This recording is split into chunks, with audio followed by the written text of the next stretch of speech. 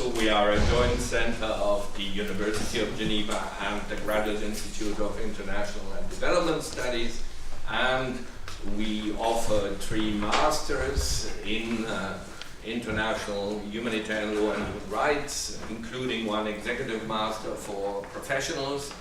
What is more interesting for today is that we are engaged in research, mainly policy research, and we are also a platform where people like you, diplomats, academics, practitioners can meet and discuss about issues of contemporary relevance for international humanitarian law and human rights, like starvation.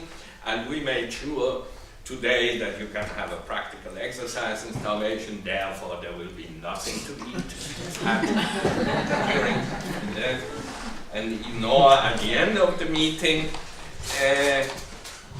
We have the chance to have this place for such meetings, the Villa Moignier, where apparently the Geneva Convention, the first Geneva Convention of 1864, was in part negotiated, and it was also the headquarters of the International Committee of the Red Cross between the 2 world wars. Other events, or if you like the Geneva Academy, you can come to plenty of events next time. There will be a photo exposition on the K. Wilson on persons with disabilities in armed conflicts, starting next Monday. You could come to the Humanitarian of the ICSE next Thursday, where we will present our report on persons with disabilities in armed conflict in cooperation with the ICRC. You could come to our annual conference on current issues in armed conflicts. That's on the 17th of June, and there will be a next IHL talk probably in the beginning of July about the legal status of foreign fighters and their families, also a relevant issue, obviously. Now today we are very pleased to have this IHL talk about starvation together with the IBA War Crimes Committee and the Oxford Program on International Peace and Security, and it will be Federica D'Alessandra who will moderate the debate. Sorry that I cannot abstain to say nevertheless a few words about starvation and armed conflict. It's a very tricky issue. Normally, the main issue in IHL is simply it's not sufficiently respected. That's the problem. Here there is, even the rules create a problem, which is that starvation is only prohibited of civilians as a method of warfare. And therefore you have first to define civilians, which is not always easy, especially in an international armed conflict, and then there is the real problem, is an operational problem, how to control that humanitarian assistance will be distributed only to civilians. And this is the perfect alibi for belligerents to say we don't use starvation as a method of warfare against civilians, because we have no possibility to control, if we let humanitarian assistance through, that it will actually benefit to civilians. This I'm very much looking forward to the debate. In the statute of the International Criminal Court, starvation of civilians, including, and that's interesting, willfully impeding relief supplies as provided by the Geneva Conventions, is a war crime, but only in international armed conflict. I think it's very difficult to imagine why the same conduct should not be prohibited in non-international armed conflict. And on this issue, where is he? I'm here. No, here. Patrick Nagler has made a study on generally comparing the war crimes under the ICC statute in international and non-international armed conflict, and one of the astonishing differences, or perhaps the most astonishing difference, is precisely that starvation of civilians is not a war crime in non-international armed conflicts, and I understand that there is an initiative by Switzerland and others to remediate that.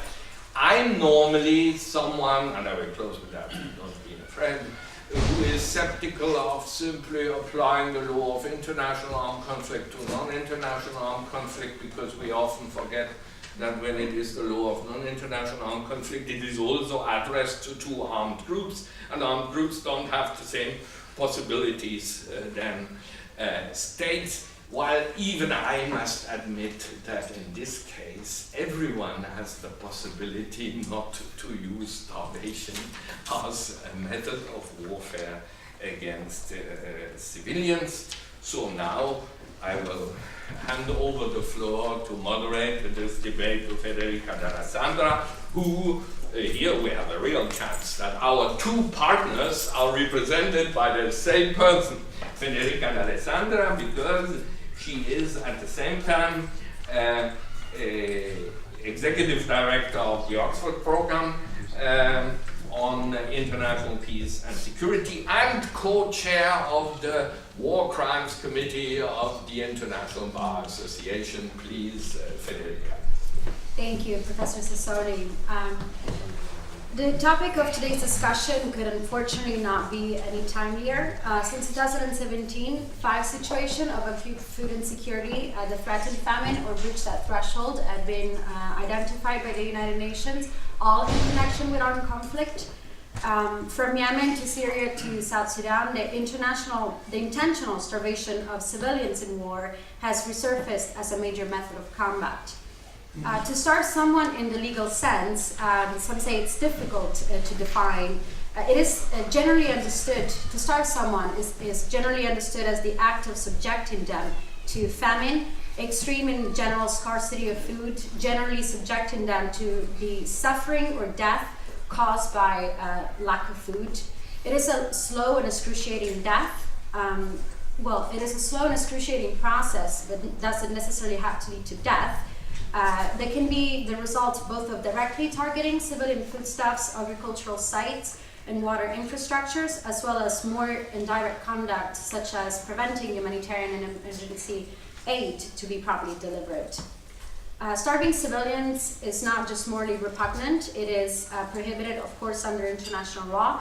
There are IHL rules, both customary rules, and in treaty law, Rule 53, 54, 55, and 56, as well as Article 23, for example, of the Geneva Convention, Article 54 and 70 of Additional Protocol 1, and Articles 14 and 18 of Additional Protocol 2, just to name a few. Together with a number of corollary rules and IHL principles, restrain the conduct of hostilities to reinforce the prohibition of starvation against civilians. The conduct, as Professor Sassoli said, is not just prohibited, it is also, it might also amount to a crime in ICL. We heard that it is criminalized is it prosecutable as a war crime in international armed conflict under Article 82b 25th of the Rome Statute, and we'll talk about the imbalance with regards to NIAC in the course of the discussion. But it might also be prosecuted as a crime against humanity or as an act of genocide, depending on whether the Chapeau elements of these crimes fit the pattern of commission, which is not always a given. In fact, research conducted by Global Rights Compliance reveals that approximately 21 cases in international criminal law have featured starvation, but only as context in other distinct crime against humanity prosecutions, mostly in connection with detention situations. And only 3 prosecutions in the modern era have pleaded starvation as a distinct crime and all at the domestic level. That means that there is yet to be seen a single prosecution of starvation as a distinct crime at the international level. And of course, if you ask the ICL lawyers, they'll tell you that that must have something to do with the fact that application of the prohibition against starvation remains abysmal, and violations of the prohibition are carried out on a daily basis with a renewed sense of impunity. For example, the UN Commission of Inquiry on Syria, in 2 of its reports, concluded that civilians are not just being indiscriminately bombed and killed, but they're also being starved. They're routinely denied medical evacuations, the delivery of vital foodstuffs, health items, and other essential supplies, all in an effort to compel their surrender. And the Commission has documented this conduct in a widespread manner in connection with sieges in particular. Similarly, the group of eminent experts in Yemen concluded that civilians, including women and children, have been hit by shelling and snipers while fetching water in local wells, on their way to purchase food, traveling to seek medical attention, and delivering critical supplies. And it also concluded that the de facto blockade enforced by coalition naval forces on Yemeni seaports have imposed severe restrictions. It has been hindering imports of essential supplies to the country, and in combination with coalition airstrikes, has been having devastating effects on the civilian population. It was against this background that in May 2018, the UN Security Council passed landmark resolution 2417, beside reminding all parties to conflicts around the world that the intentional starvation of civilians might constitute a war crime. The resolution also stressed the nexus between famine and starvation and famine and threats to international peace and security, and of course the importance of fighting impunity for this conduct. So to discuss the framework regulating surrounding starvation and armed conflict, and as well as the situation on the ground, including the impact of Resolution 2417, today we brought together 3 prominent experts. We will first hear from Professor Charles Garraway, who's currently a fellow at the Human Rights Center of the University of Essex. He's also a former Stockton professor at the US Naval War College and a current member of the group of eminent experts in Yemen. He will discuss how IHL regulates conduct in connection with and directly prohibits starvation. We will then hear from Matthias Lanz, the Deputy Head of the International Humanitarian Law and Criminal Justice Unit within the Directorate of International Law and at the Federal Department of Foreign Affairs of Switzerland. Since he follows in particular the International Criminal Court and is a member of the Swiss delegation to the Assembly of the State Parties, he will talk about the imbalance to which we referred in the statute in the absence of a provision criminalizing starvation as a war crime in NIAC. And then we will hear from Brian Lander, who is the Deputy Director of the World Food Program's office in Geneva. Prior to this, he worked at the World Food Program headquarters in Rome, and prior to joining the World Food Program, he served for 20 years with UNHCR at HQ here in Geneva, but also in a number of field offices. After discussing the applicable legal framework and gaps thereof, he will provide us a much needed overview of how the lack of respect for this framework is having disastrous effects in conflict situations around the world. We've asked each speaker to give an overview from that perspective first, and then we will open the floor for comments and questions from the audience. And so with that being said, without further ado, I'd say that we'll hear from our first panelist, Professor Garraway. The floor is all yours. Thank you. It's a pleasure to be back in Geneva, but I must admit, having heard Marco and Federica, I'm thinking I could almost go back to the airport and go home now. I've been asked to give you the legal background, and we need to remember that starvation has always been part of war. It's as old as the hills. And dare I say it, the law has also been part of war since ancient times.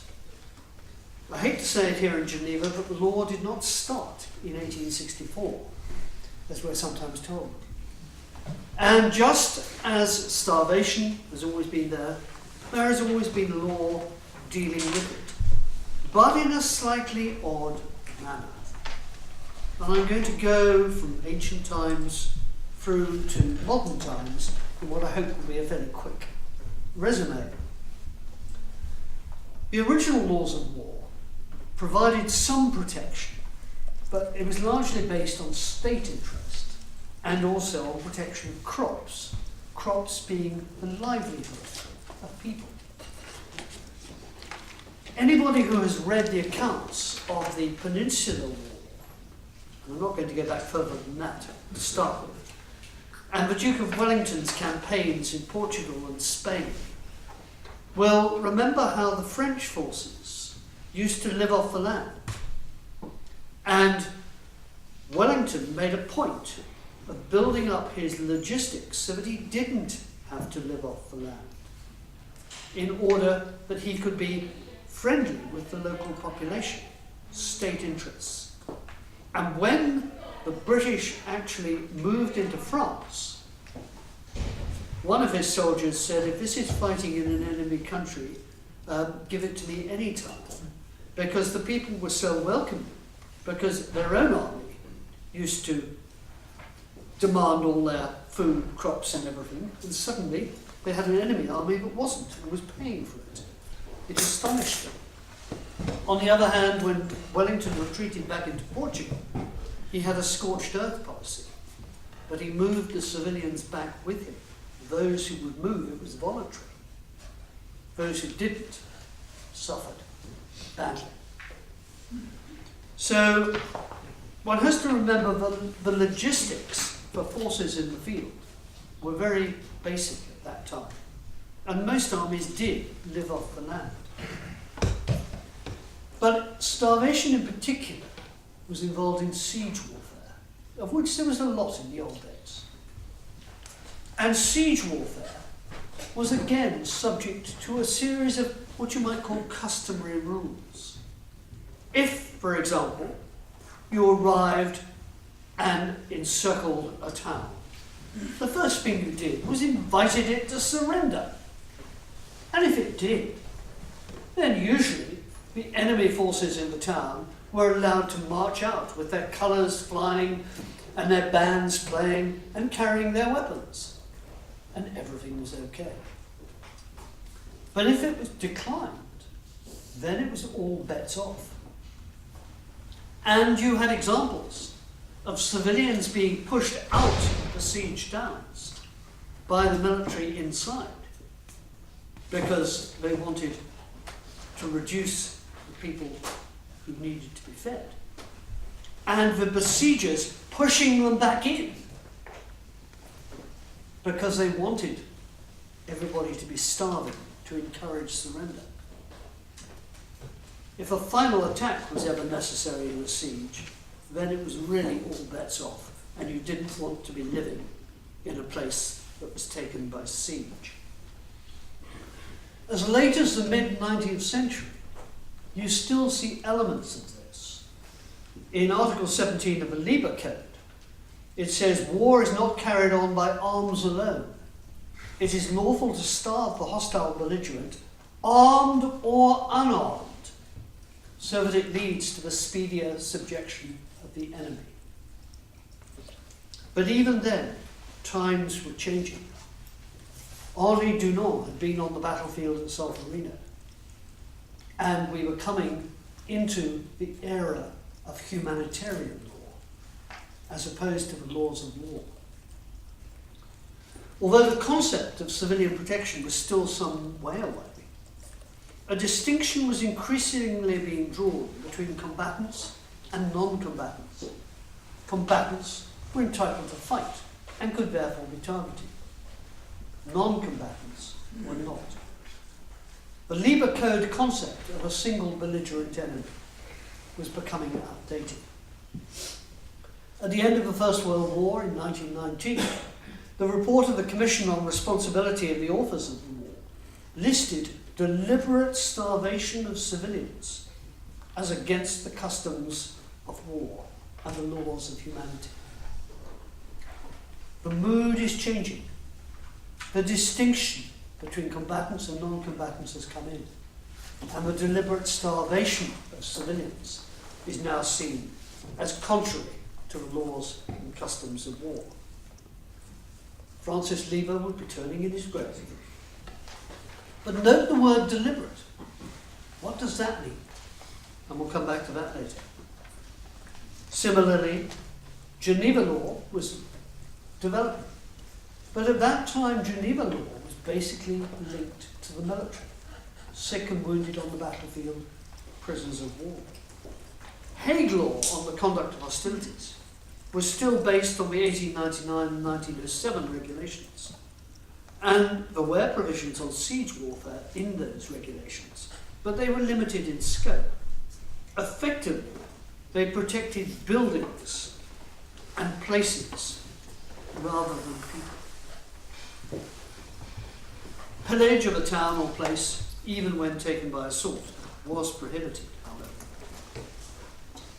But it was not until after the Second World War that the principle of civilian protection began to really gain ground.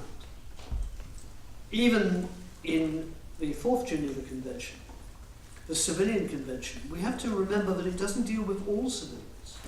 It only deals with aliens in the territory of the belligerent and in occupied territory. Principles such as distinction and humanity existed, but there was little hard treaty law on the subject. But then that applied for most of the law on the conduct of hostilities. That problem arose in the post-Nuremberg trials. The Rendulic case, where General Lothar Rendulic had adopted a scorched earth policy in northern Norway in late 1944 and early 1945. And that policy was upheld on the grounds of military necessity based on the information available to him at that time. The law did not really have much impact until 1977, when both Additional Protocol 1 and Additional Protocol 2, one dealing with international armed conflict, two dealing with non-international, they dealt with starvation explicitly. Additional Protocol 1 is the longer of the two. Starvation of civilians as a method of warfare is prohibited. It goes on to say specific acts that are prohibited: attacking, destroying, removing or rendering useless objects indispensable to the survival of the civilian population, etc. But it goes on also for the specific purpose of denying them for their sustenance value to the civilian population or to the adverse party, whatever the motive, whether in order to starve out civilians, to cause them to move away, or for any other motive. Paragraph 2 goes on to say that the prohibitions in paragraph 2 shall not apply to such of the objects covered by it as are used by an adverse party as sustenance solely for the members of its armed forces, or if not as sustenance, then in direct support of military action, provided, however, that in no event shall actions against these objects be taken which may be expected to leave the civilian population with such inadequate food or water as to cause its starvation or force its movement. You're beginning to see here states fighting back against humanity. Humanity, starvation prohibited. But we want to protect our right to starve the military. And they're edging back. What was particularly interesting is that in Additional Protocol 2, you don't find that. Article 14 is comparatively short. Starvation of civilians as a method of combat is prohibited.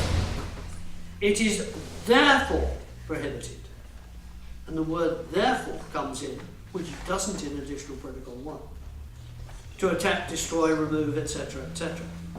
But all the exceptions that you find in Additional Protocol 1 are not there.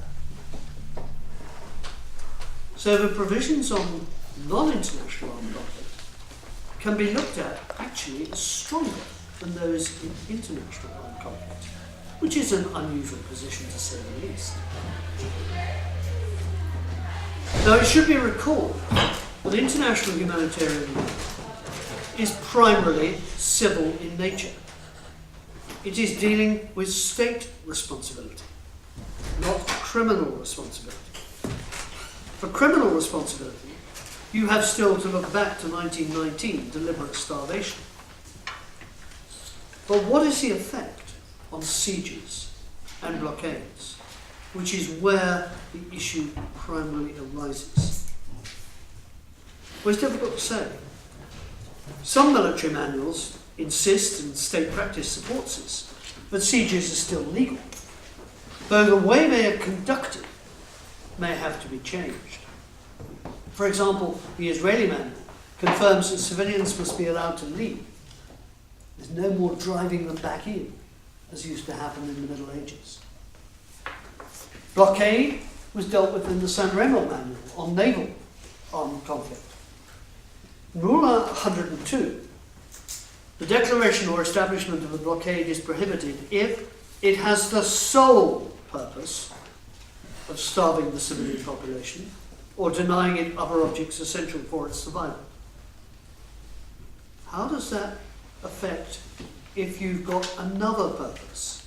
For example, enforcing a UN regime, sanctions regime. Is that called? And here is something critical.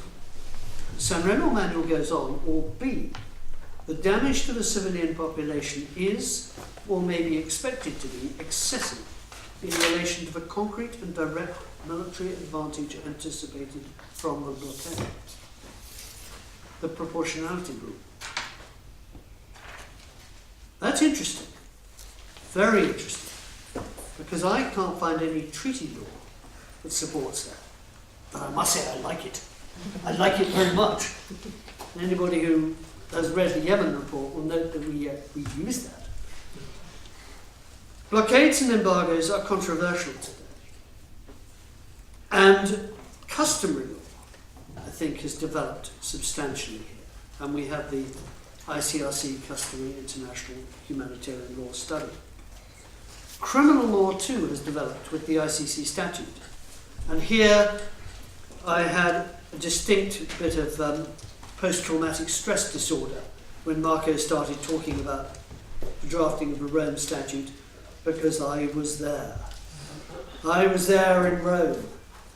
And anybody who was there in Rome will know exactly how chaotic it was and how the final decision on what went into Article 8.2b and what went into the lesser parts, non-international armed conflict, was as much political as it was legal.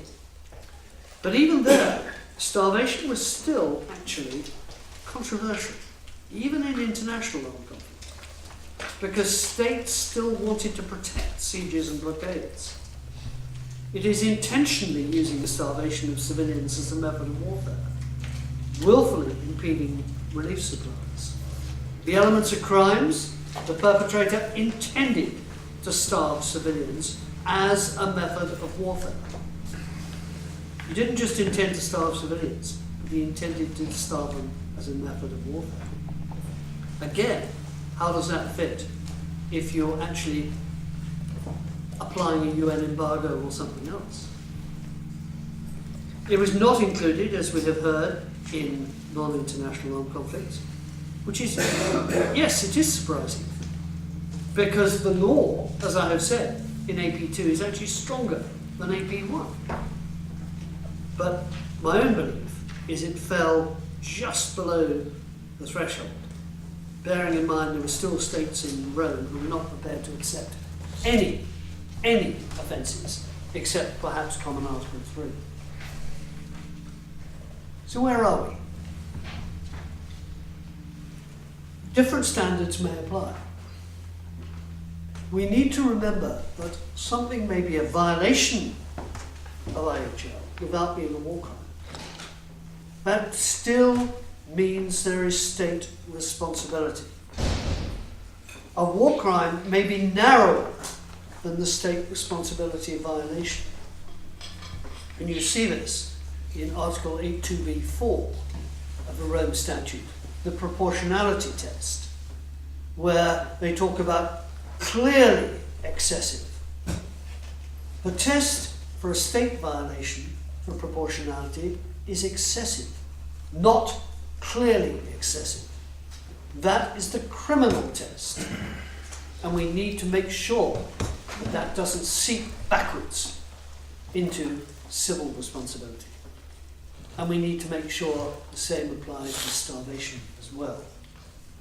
Whatever we decide in starvation as a criminal offence, we need to remember that it is still an offence or a violation under IHL, and state responsibility may well be wider, and if the San Remo manual is anything to go by, is wider than the criminal provisions in the Rome Statute or anywhere else.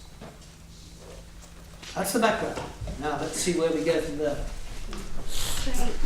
Thank you, Charles, for this overview of the law and the history behind the prohibition. And I'm glad that you brought some elements of the criminality aspect, and you made this distinction between the prohibition existing in IHL and whether that corresponds, maps neatly onto criminal conduct. So in order to tackle part of that discussion, I'll turn the table to Matthias Lenz. And so Matthias, as we said, the intentional starvation of civilians is recognized as a crime, a war crime in international armed conflict under Article 8.2 B25. And that's it. There's no mere provision for non-international armed conflict. What is the government of Switzerland planning to do to address that? Thank you very much, Frederica, for your kind words. In fact, I would like to go back a little bit from 1998 and the Rome Statute to a very famous quote that dates from 1995, and I should say it's famous only among international lawyers. The quote goes as follows: "What is inhumane and consequently prescribed in international wars cannot but be inhumane and inadmissible in civil strife." This is what the International Criminal Tribunal for the former Yugoslavia, the ICTY, said in 1995. A war crime is a war crime, irrespective of the type of the conflict. Yet, as we have heard, 3 years later, when the Rome Statute was negotiated in 1998, states did distinguish between the types of conflict. In fact, the Rome Statute, as you have heard, contains 2 separate lists for the 2 types of conflict. So as a result, under the statute, not every crime in international armed conflict is also a crime in non-international armed conflict. As was mentioned already, a prime example for this lack of harmonization is the war crime of starving civilians as a method of warfare. As of today, starving civilians is only a war crime in international armed conflict according to the Rome Statute. So now, what is the proposal? That was your question, Federica. Well, Switzerland proposes to fill this gap that was left by the drafters of the Rome Statute. Starving civilians should not only be a war crime in international armed conflict, but also in non-international armed conflicts. Well, what is the rationale behind this proposal? The large majority of today's armed conflicts are internal of nature, are of an internal nature, and so amending the statute on this issue is key for the effective protection of victims. In fact, we have heard that there have been very little prosecutions of the crime, and one reason is that there is no crime, according to the Rome Statute, in non-international armed conflict. Our proposal in terms of the wording is quite simple. We suggest to use the existing formulation for the war crime in international armed conflict also for internal or non-international armed conflicts. So the formulation would be as follows: intentionally using starvation of civilians as a method of warfare by depriving them of objects indispensable to their survival including willfully impeding relief supplies. And those who have listened carefully have probably realized that there is a little part missing at the very end, which is under the Geneva Conventions. That part of the IAC crime we do not propose to also include for non-international armed conflicts, for the simple reason that the Geneva Conventions, except for Article 3, do not apply to non-international armed conflict. It is Article 3 only and additional Protocol 2 that applies to non-international armed conflicts. So that's why we thought the reference to the Geneva Conventions was not necessary or adequate. Well, our proposal is detailed in this non-paper. It's been submitted to the working group of the Assembly of States Parties that deals with amendments to the Rome Statute about 1 year ago, in April 2018. So Charles has briefly spoken about the negotiations at the Rome conference. This is in fact very interesting because if you look at the Travaux Préparatoires, I was not there. Okay. Well, I was born, but I wasn't there. What is very interesting is that you find no real information in the Travaux Préparatoires on why this happened. So I think what Charles was saying, that it was chaotic and there was a lot of politics involved, is probably what comes closest to the truth. It's interesting to know that there was a draft that included the crime for both types of conflicts with the formulation that I was quoting before. That draft existed, but then in the final version of the statute, the crime was missing for non-international armed conflict. We believe that it was part of a bigger package where trade-offs were made, and well, that's how it was deleted from the draft. Now, I mentioned that Switzerland has presented a proposal 1 year ago in New York. It has presented it to the Working Group on Amendments of the Assembly of States Parties. And this working group has been discussing the proposal in a number of meetings in the last year. And I'm happy to report that states are overall very positive. Many delegations said that the proposal would close a gap between international armed conflict and non-international armed conflict.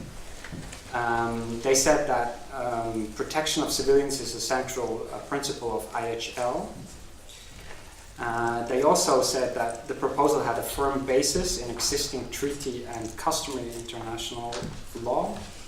And they also said that they would support the proposal.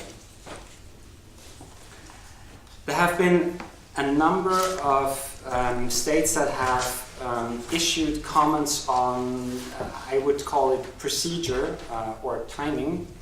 As you may know, there have been amendments to the Rome Statute before, the crime of aggression, a number of amendments that were proposed by Belgium on the use of weapons.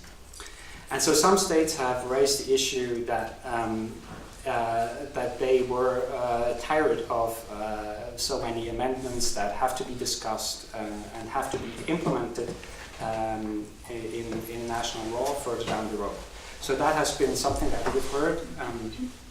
The comment has also been that another change to the statute would in fact lead to a situation where not all the rules apply to the same states, because as you may know, an amendment only enters into force for a state that has ratified this specific amendment. So that means that in the end, you know, not every amendment will apply to the same states. There is also one substantive comment, and it's really only one state that has a question regarding the second part of the amendment, which is including willfully impeding relief supplies.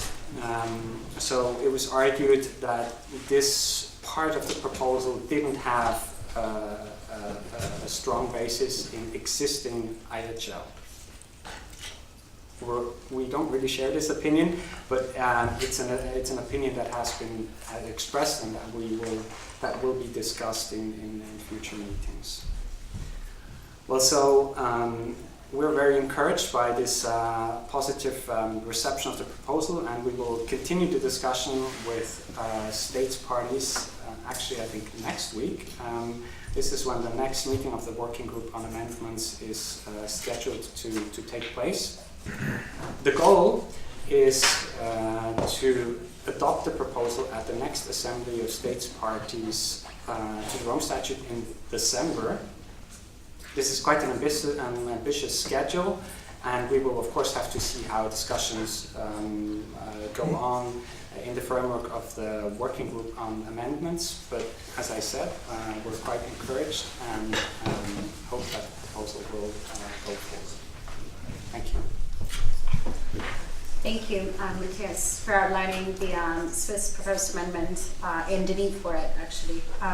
There is a number of follow-up questions that I have on the legal framework to both of you, but before we do that, we'll give an opportunity to Brian Lander to present us their view from the World Food Programme, the United Nations Food Assistance Branch, and obviously the largest humanitarian organization addressing hunger and food security, in terms of what difference, if any, has this framework really made, and maybe if you also would like to comment on the passing of Resolution 2417 and whether, what are the perspectives now that we have that tool. Thank you very much, and thanks for convening this interesting discussion, certainly of complete relevance to the work that I do and the work of the World Food Programme and more broadly to the United Nations. So I appreciate this opportunity to reach out and try to at least give a sense of the context in which these discussions are happening, and particularly the humanitarian context that we're working in the world today. So I'll try to line up, you hear a lot of numbers and statistics and things, but those are the facts of what is facing the world today. But just to open by saying that, when we use this word starvation, I think, at least in the terminology that is discussed in humanitarian operations, we're talking really hunger, we're talking famine, and ultimately, of course, starvation. And I think those terms have become largely synonymous. And it's easy to go down a rabbit hole, I think, of definitions, but I think we do need to look more broadly, what are the linkages between hunger, famine, and starvation, and then try to develop some sort of basis on which we can operate around those concepts. But having said that,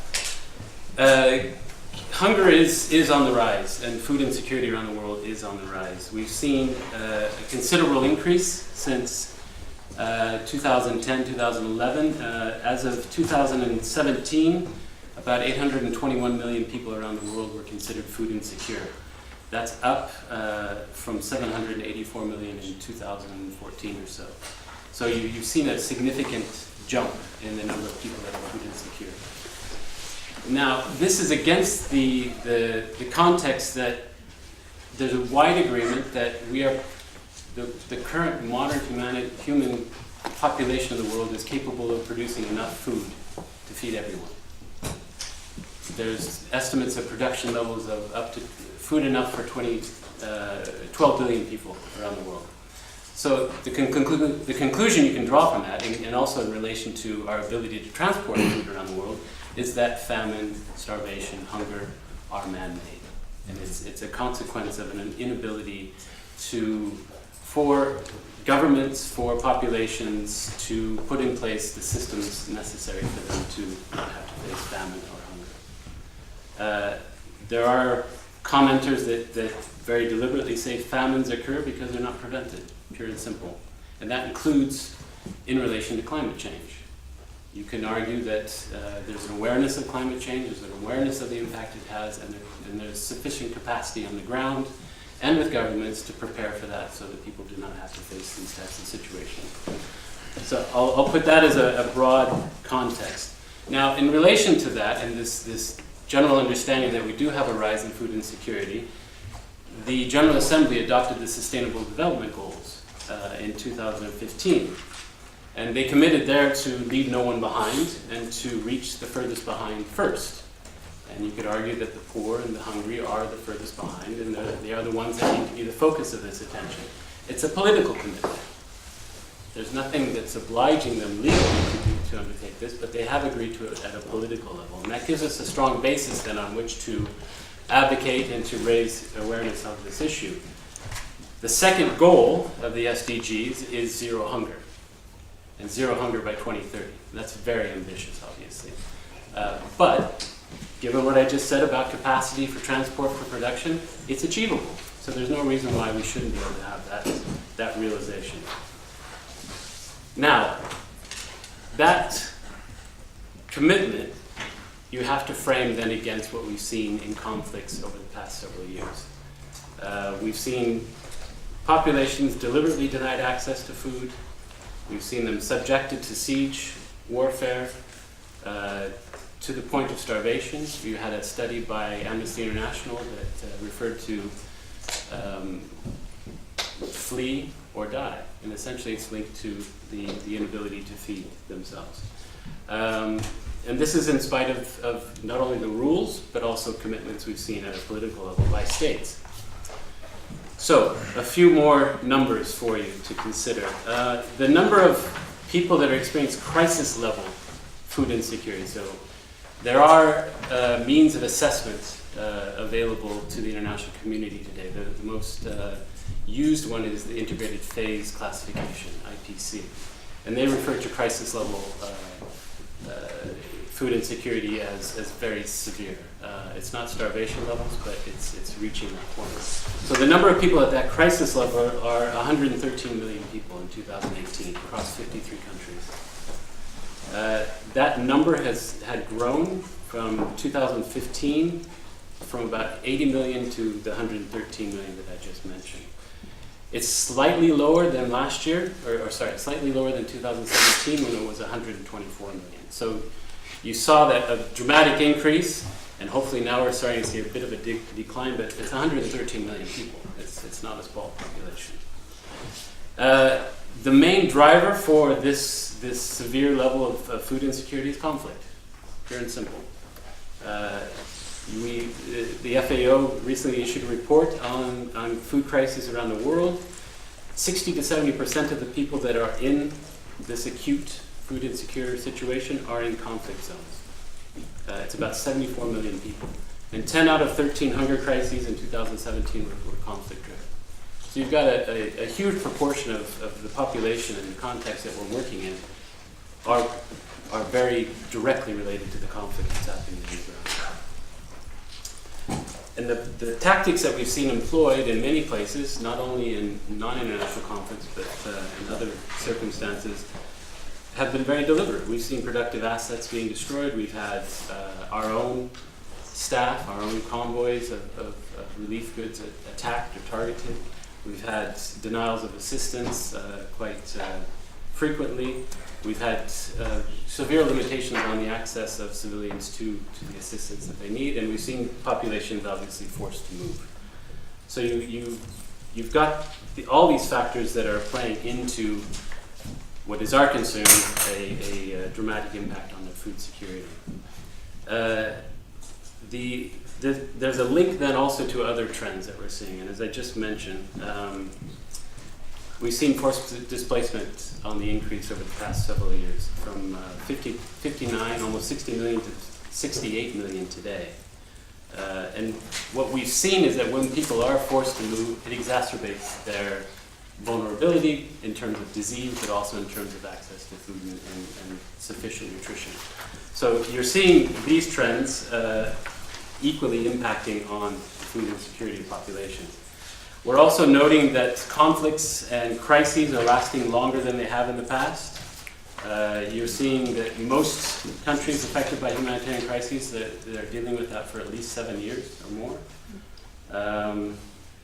The victories in conflicts are more difficult to achieve in terms of an outright win per se, and negotiated agreements are very difficult to hold on to.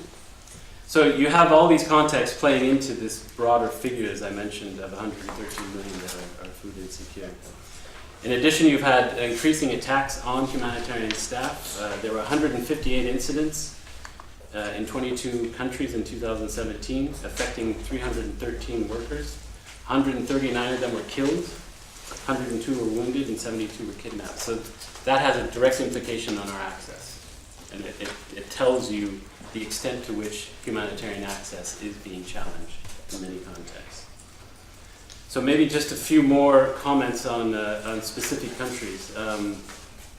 In Yemen, for instance, today we're seeing that 70% of the population is food insecure, with 238,000 people potentially facing famine.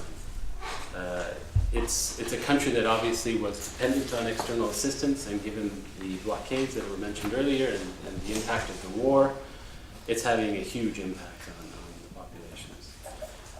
In Syria, during the war, we saw the employment of a lot of the tactics that were discussed earlier, siege tactics, and it's led to a total of 11.7 million people affected by the crises. Today, we're assisting about 6.5 million people internally to meet their food needs. 8 out of 10 Syrians are living in extreme poverty. In South Sudan, 4.4 million people don't know where their next meal is coming from.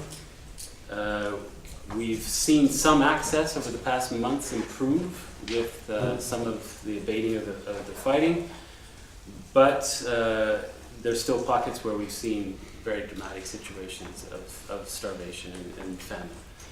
This is one that it was mentioned earlier in 2017, was declared a famine. And it's entirely man-made. It's made by conflict.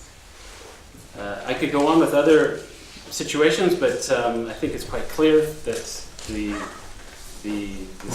the armed conflict, the settings that we're seeing these dramatic numbers in are quite clear in terms of their impact.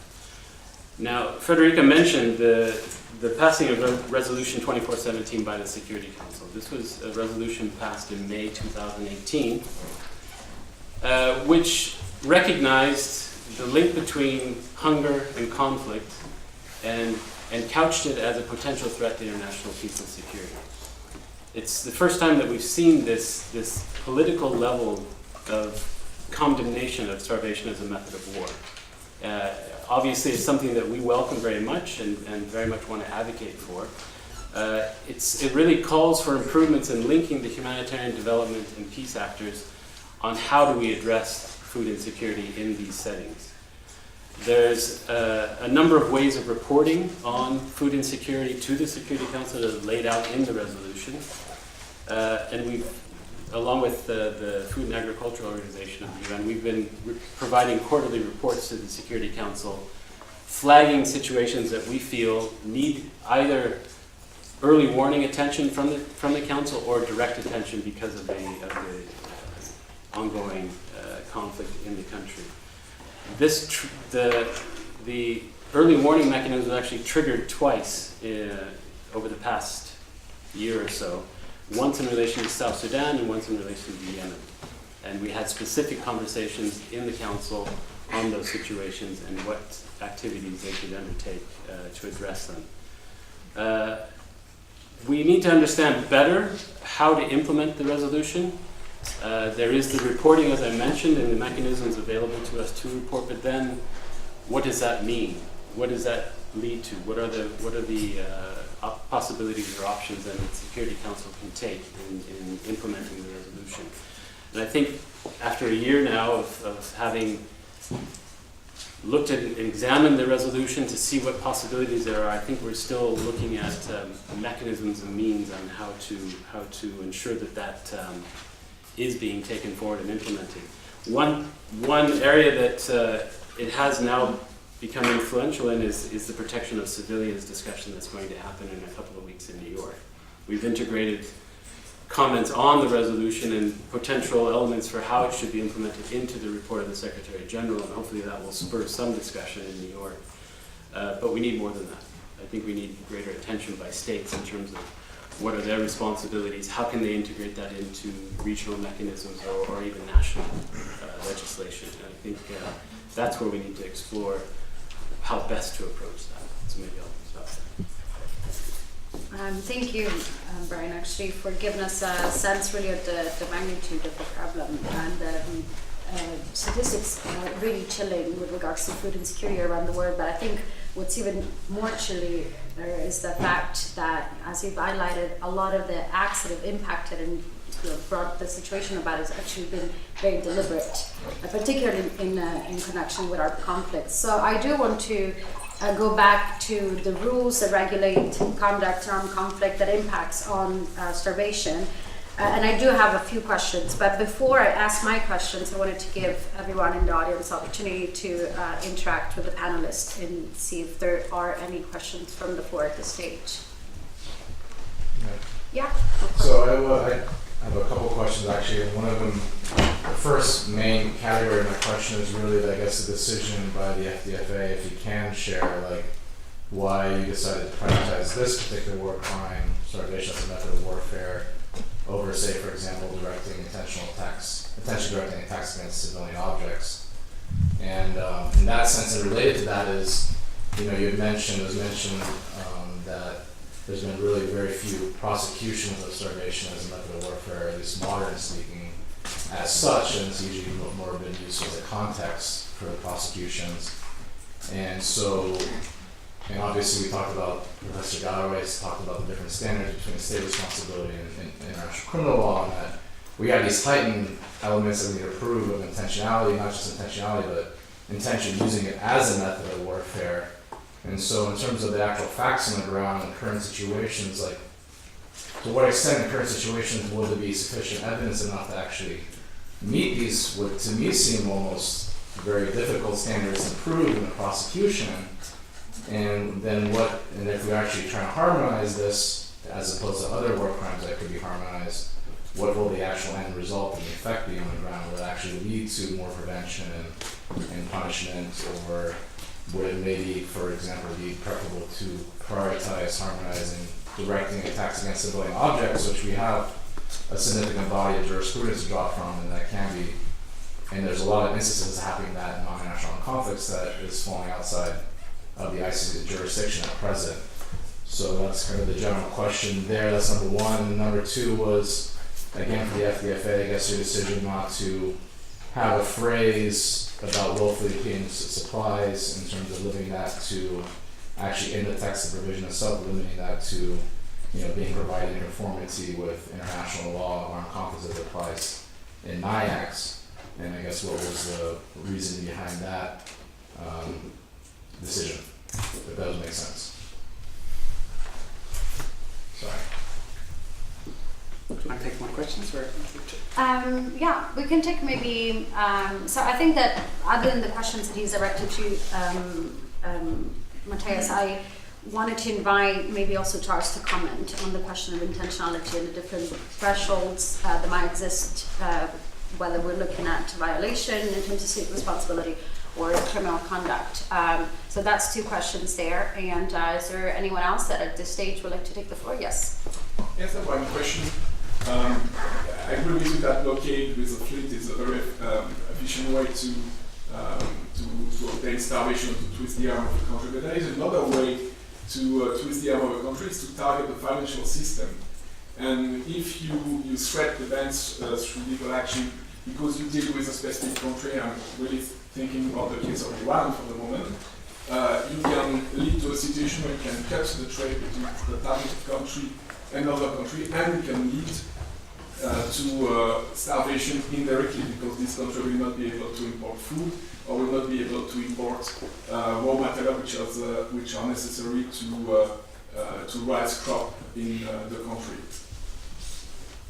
That's my question.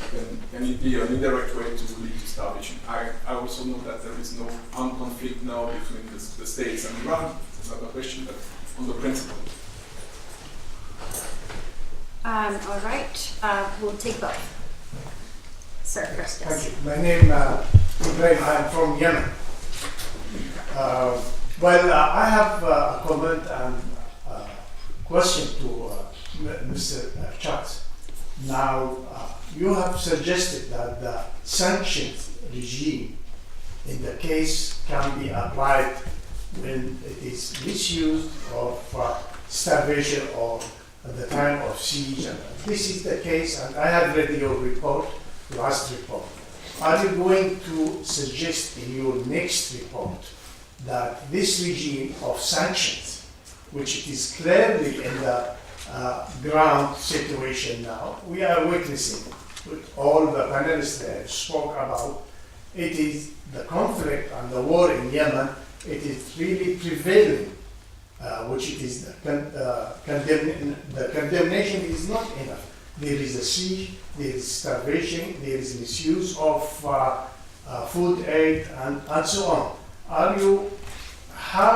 What is the mechanism you think in your next report to the Security Council this mechanism can be used? And my next questions to the World Food Program, really they have announced, whether in the media or so on, that there is conveyor destruction, there is a lot of aid, there is burning of conveyor of food program, but we did not hear from WFPA that this group or that group is their responsibility in using war crime and starvation and not protecting the civilians. So we don't hear that. We hear that your program is giving statement to the Security Council, but they don't raise the flag and pinpoint this group or that group, whether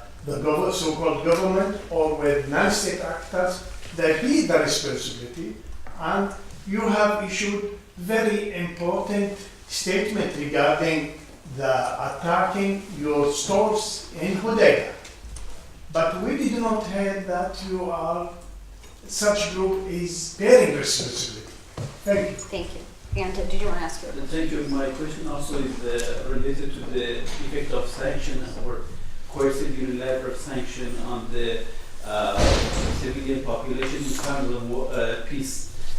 Because I'm from Iran mission, we have been under the severe sanctions, but I don't know whether there are any in the international human rights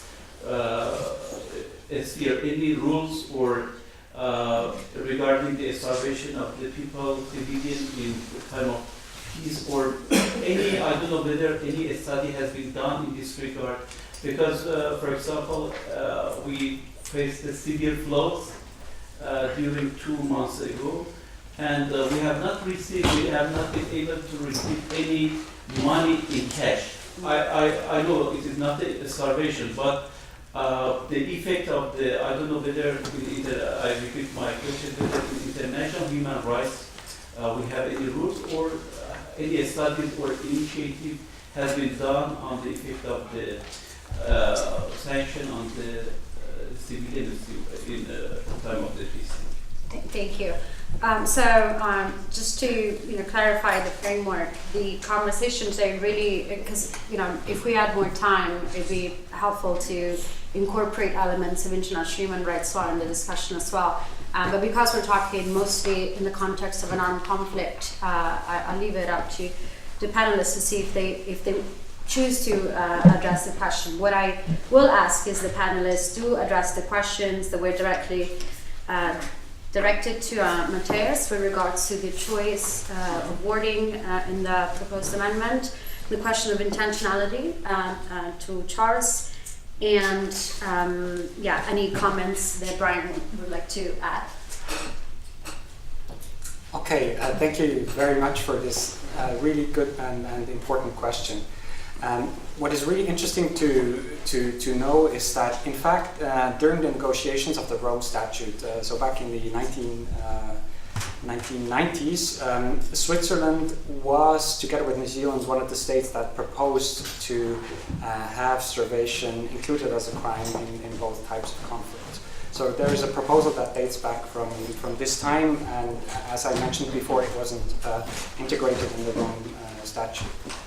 So that's one element, the historic element.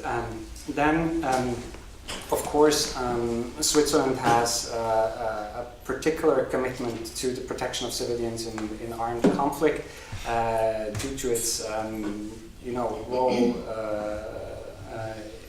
special role because of the Geneva Conventions and the ICRC, and this is why we were committed to this topic of conflict and hunger already before the amendment proposal was made. In 2017, there was a discussion series on conflict and hunger, a series of events that took place in New York and Rome and Geneva on this precise issue, and that sort of helped preparing the ground for Resolution 2417. So there was this commitment to the topic as such in 2017 already.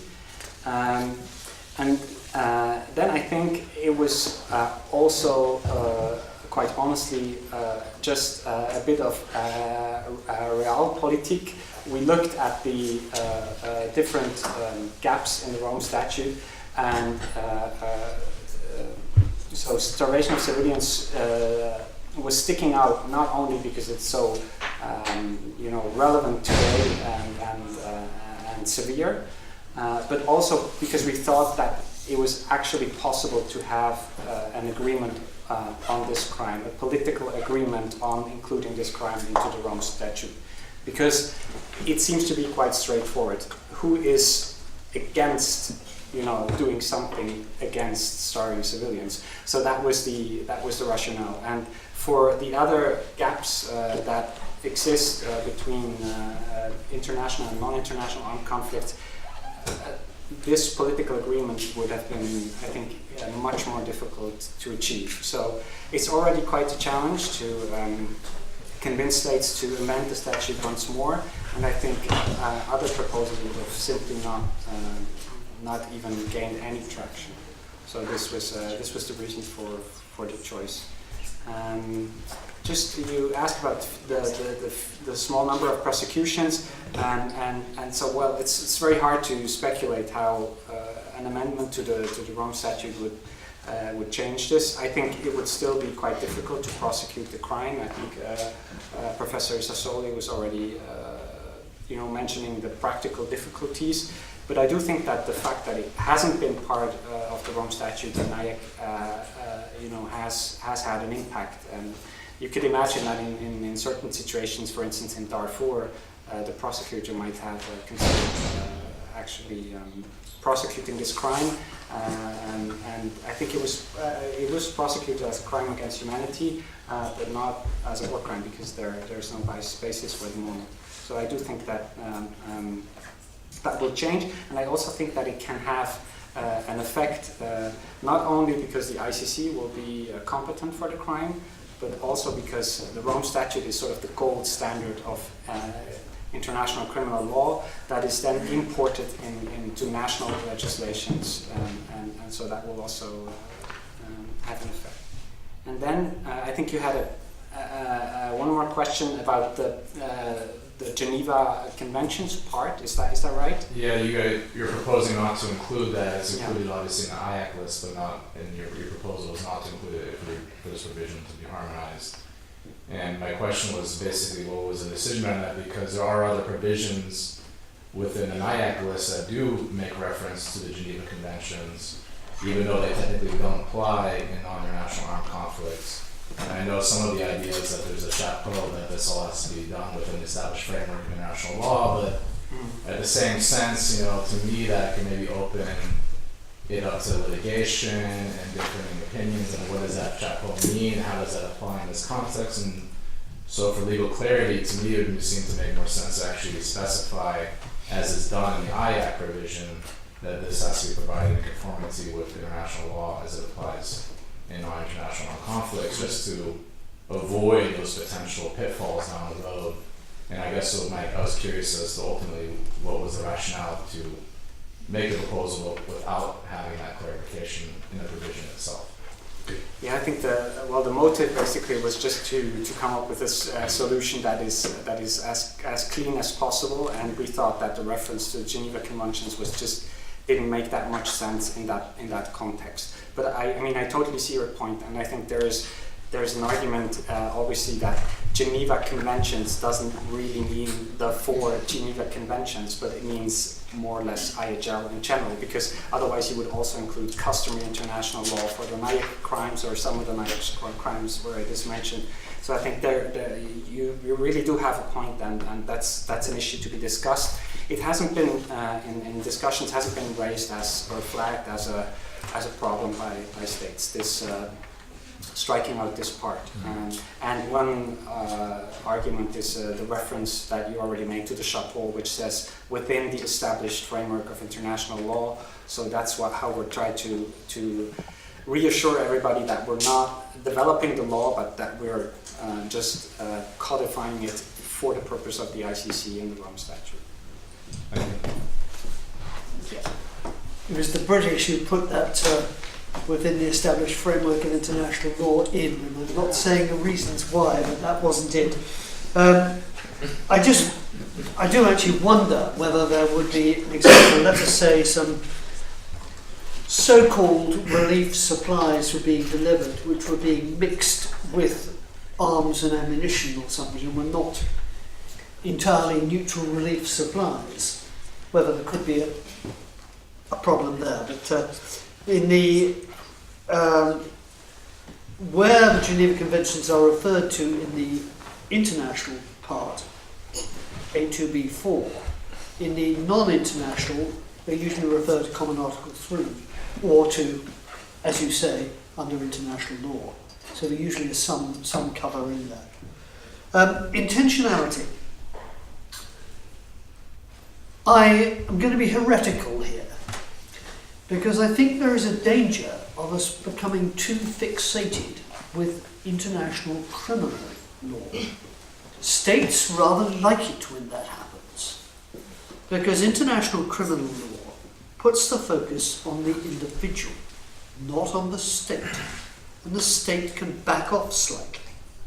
Sometimes the state can say, we've got rogue people running around here, it's not us. Sometimes, of course, it is the state leader who is the key person. But there is the risk that you can, as it were, push off state responsibility slightly. State responsibility also operates at a different level of intentionality. The Rome Statute talks about intent and knowledge. The provision in the Rome Statute is intentionality. But if you look at Article 54 of the Additional Protocol 1, it says starvation of civilians as a method of warfare is prohibited. Intentionality is not mentioned there. So you can, as it were, widen it slightly there.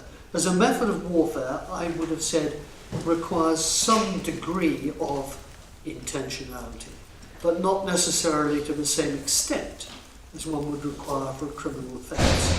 So I think you've also got civil responsibility, which is balance of probabilities, against a criminal responsibility beyond reasonable doubt, or whatever you like to call it. So I think actually looking at state responsibility is a far easier target than sometimes individual criminal responsibility. And certainly what I try to persuade investigators sometimes is don't start at the top. Start at the bottom and build your case up. If you can show that there has been something's gone wrong, then that's a start. The question then, whether that's something that has gone wrong is a violation or just something that happens in war and error. Once you've got the violation, then you can start looking at international criminal law and move upwards rather than starting at the top and working downwards. I'm not going to go on to the issue of human rights law because I'm not an expert in that, but it raises some interesting questions. And the whole question of obliqueness is something that is important here. And this is the problem we had in Yemen because of the issue of enforcing the UN weapons embargo. That was the main purpose alleged for the access restrictions. But of course, the access restrictions were having a far wider impact than purely weapons embargo. And that is where we went on to the proportionality point taken from the San Remo manual. So we tried to widen that out there. I'm told by one of the authors of the San Remo manual we misinterpreted the San Remo manual, but I have read the commentary and his interpretation. Maybe he meant it when he wrote it, but he didn't write it down. So I stick with where I went on that. I think I'm not going to go into what we're going to say in our next report because that still has to be written and we have to decide on it. But I also think you need to bear in mind that there are two separate groups looking at Yemen. There is the UN panel of experts that reports to the Security Council, and they deal with the arms embargo specifically. That's their task. They are not us. We report not to the Security Council, we report to the High Commissioner for Human Rights. We don't even report to the Human Rights Council. We report to the High Commissioner himself. And our task is slightly differently focused. Of course, there is an overlap between the two. And we need to bear in mind that overlap and try and work together to make sure that we're not actually going in opposite directions or crisscrossing, which could be dangerous. So we do that. But basically, the panel of experts look at the weapons embargo. We are looking specifically at the effect of that embargo as it is applied on the access restrictions in relation to famine, starvation, lack of essential supplies in Yemen. We will see what comes out. I can say no more than that at the moment. I think I've covered everything there. If I could just add a few comments on that, building on these points as well. I mean, you asked the question of why aren't we being more explicit about who's responsible for certain things. The standard response to that is we operate under humanitarian principles. We behave in a neutral and impartial way, and our objective and our imperative is to reach as many people as we can and to ensure that we maintain the safety of our own staff on the ground, but also that we have as great as that amount of access to people in need as possible. We're not an actor to gather evidence. We're not an actor to define responsibility in relation to what's happening. We're rather an actor that is there to provide humanitarian relief. But having said that, you make an interesting point, because I do think that there is obviously a need for greater understanding of what is happening in these cases, and a need for greater awareness amongst those that can do something about what is happening and who's responsible for that. And I think that's somewhat of an issue that we do see. There's a lack of a coherent model in order to bring that information to the fore.